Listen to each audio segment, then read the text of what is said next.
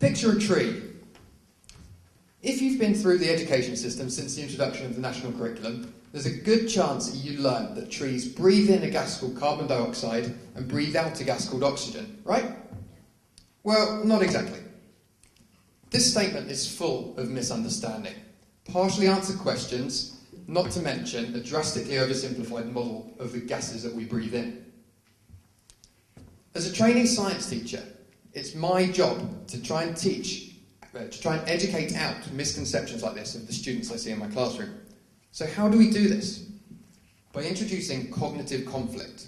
We try and get our students to pick holes in their own pre-existing ideas of the concept before we go on to teach them the right answers.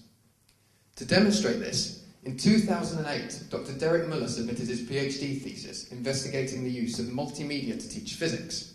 As part of this research, he looked at the ways two different types of video explaining exactly the same content to students, which students were familiar with, but they had no formal prior education in.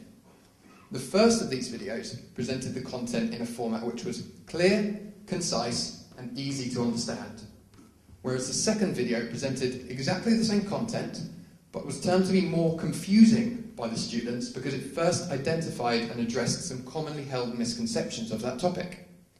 Pre- and post-test results showed that students who watched the latter, more confusing video subsequently doubled their test scores, whereas students who watched the first, easy-to-understand video were less engaged with it. They became more confident in giving the incorrect answers the second time round, and their test scores barely increased at all. Now, the word misconception itself can be misleading. It often implies that a subject has been misinterpreted, misunderstood, that the learners have been misinformed, but that's not always the case. On occasion, we teach misconceptions on purpose as a way of simplifying the topic and making it more accessible to learners. This is especially true within scientific contexts, in which knowledge and understanding are often built upon in a series of ever more complex layers. But in this case, we don't call them misconceptions, we call them models. If visualising a personified tree or flower or fern that can somehow magically breathe without a diaphragm or lungs helps students to understand that more trees equals less carbon dioxide in our atmosphere, then that can only be a good thing.